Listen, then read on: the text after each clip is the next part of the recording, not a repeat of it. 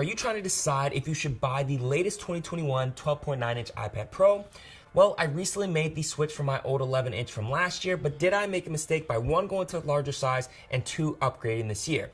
Honestly, after the latest WWDC, I'm a little worried. So in this video, I wanted to share my first impressions of Apple's latest iPad, why I decided to go with the larger version, what I was expecting with future updates, and what my recommendations would be if you're trying to choose between the different iPad options out there. So let's go ahead and get right to it. What is up, everybody? It's your boy Noah. If it's your first time here, I make videos on the latest health and productivity tech out there. So if this sounds interesting to you, make sure you hit that subscribe button. So when I initially unboxed the 12.9-inch iPad Pro, I wasn't surprised to see the standard charger, quick start guide, and Apple stickers. But when I took the actual iPad out of the box, I was really taken aback by how big the 12.9-inch was compared to my 11-inch from 2020.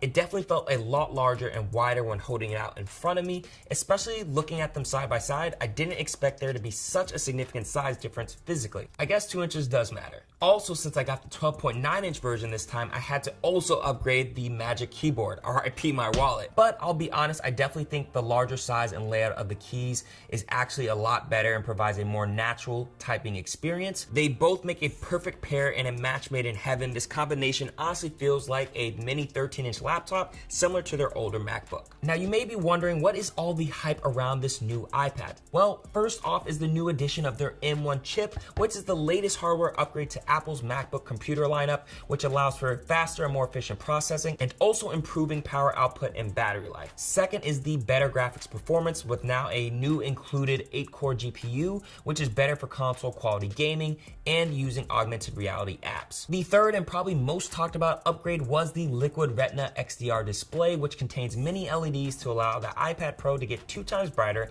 at 1600 nits at its peak brightness, and it allows for better contrast by providing deeper blacks. The fourth update was the new Thunderbolt port, which enables faster connection with external storage when transferring files and improving the connection to your external displays. We also got a new ultra-wide front-facing camera, which is 12 megapixels, and a super wide field of view, which enables the use of center stage, where the iPad uses machine learning to follow you or any subject around by zooming in and panning to make sure you are always staying within the frame on FaceTime video calls and Zoom meetings. Lastly, you get the 5G connectivity, similar to the update made for the latest iPhones last year. Now, getting into why I upgraded to the larger 12.9-inch iPad Pro. So I got a new job where they gave me a Lenovo laptop as my work computer.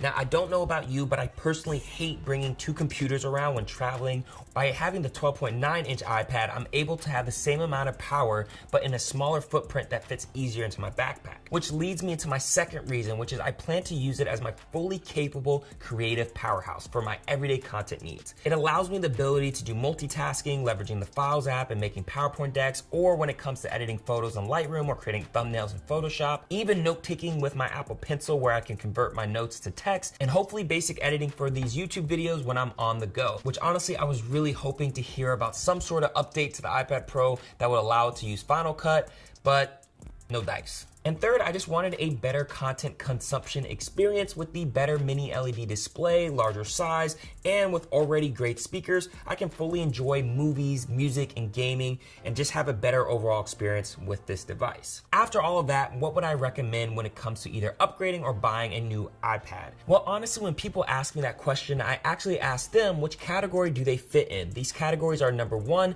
the everyday user who would use their iPad for basic tablet needs. This is everything from web surfing and average social media consumption, and they're looking for a quality, cost-conscious option. The standard iPad Air is the best choice for this group, and honestly what I would say would be great for 75 to 80% of the people out there. Number 2 is the traveler. This is someone who is looking for a pro tablet that's portable. They might be looking to pair it with the MacBook Air or Pro as an extra screen on the go.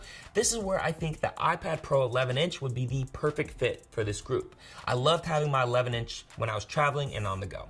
Third is the super user, which is someone who wants a maxed out iPad powerhouse, something with the bells and whistles that they can almost use as a standalone device. They might be the person who has a desktop iMac at home and want an almost just as powerful device with a larger screen for when they're out and about. This is where I think the latest 2021 iPad Pro 12.9-inch would be the perfect match for that person. The ultimate iPad for the ultimate tablet user. Personally, I still think the 2018 and the 2020 iPad Pro are still great power options to buy buy at this time. But what about you? Which camp do you see yourself fitting in? In fact, that's the question of the day. Which iPad do you feel like is right for you? Let me know in the comments below. So yeah, those are my final thoughts on the 12.9-inch 2021 iPad Pro. Did I make a mistake by getting the latest larger version?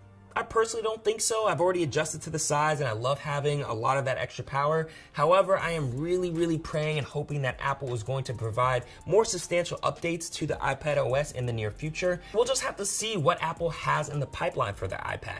I feel like they're making these iPads so powerful that they could just stand on their own. I just need Apple to get their act together and make it happen. Anyway, that wraps up today's video. I hope it was helpful. If it was, go ahead and pound that like button, subscribe if you haven't already, and you already know, stay healthy, stay productive, and embrace the